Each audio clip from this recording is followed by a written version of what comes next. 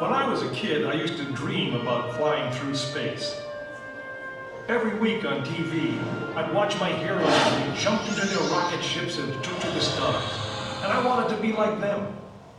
They had courage, imagination, and no problem ever stood in their way for long. In the end, when we actually did send men into space, it turned out that those were exactly the qualities it took.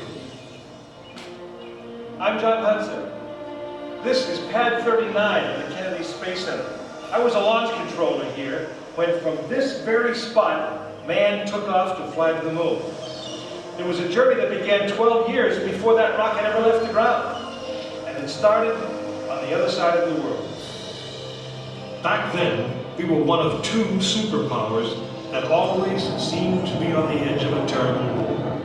In 1957, the Soviet Union launched the first ever man-made satellite into Earth orbit.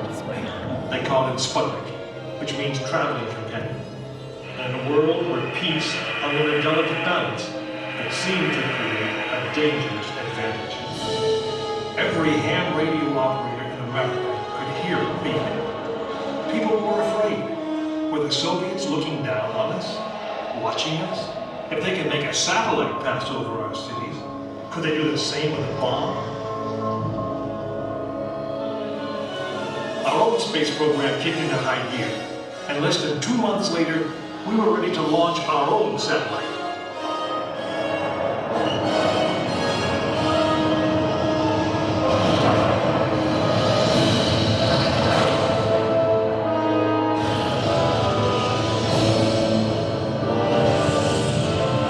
It was being called the space race, and we were running a distant second. In 1961, we fell even further behind. Soviet cosmonaut Yuri Gagarin became the first man into space, circling the world in just 89 minutes. We had our own astronauts, and they were eager and ready to take the big ride. But our manned space program couldn't seem to get off the ground. We stuck with it, and on May 5th, 1961, things finally started going right. Astronaut Alan Shepard took his ship Freedom 7 6.5 miles into space. America had its first space hero. Just a few days later, our space program received a new challenge. But this one did not come from the Soviet Union. It came from our young president. In one inspiring moment, he changed the mission from one based in fear of the present to one of hope for the future. But why, some say, the moon? Why choose this as our goal? And they may well ask, why climb the highest mountain? Why, 35 years ago, fly the Atlantic? Why does Rice play Texas? We choose to go to the moon. We choose to go to the moon.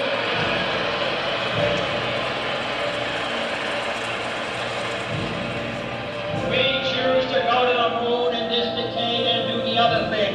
Not because they are easy, but because they are hard. We hadn't been more than 16 minutes into space, and now we were going to the moon.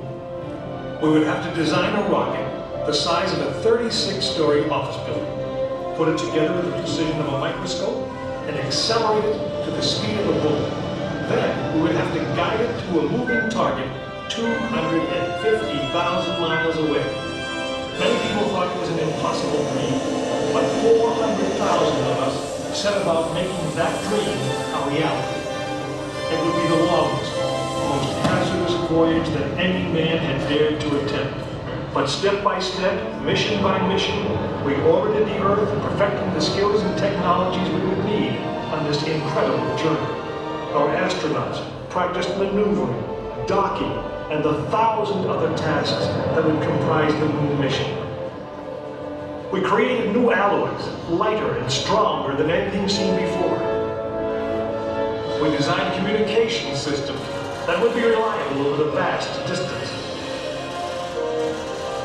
And behind it all, we tried to perfect the rocket that would be powerful enough to punch out of Earth orbit and take us to the moon.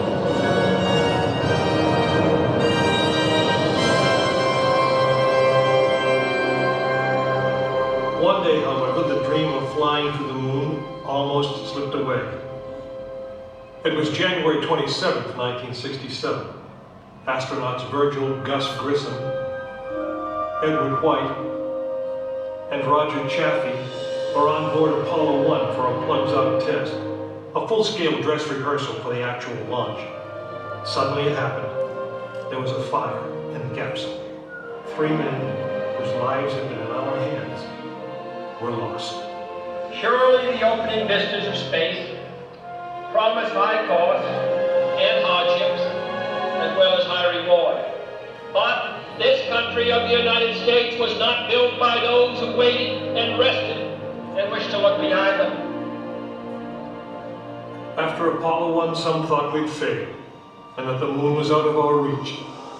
But we owed it to those men, to learn from their sacrifice, and to carry on. We started taking the Apollo vehicle apart, piece by piece.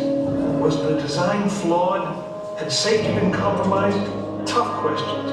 And we spent 1.5 years redesigning the spacecraft so that no astronaut's life would ever be at risk because we overlooked something, or because we could have done something better. A moon rocket is 91% high explosive, and it goes into the most unforgiving, hazardous environment there is. We could never make it risk-free, and the men who flew them knew that. We didn't send men into space again until Apollo 7 orbited the Earth testing some of the new designs. When everything worked perfectly, the decision was made. The next mission would travel to the moon. It was mankind's destiny to leave the shores of our planet behind and strike out across the vast ocean of space. In the great span of our history, now was the time that we could. Now was the time that we would.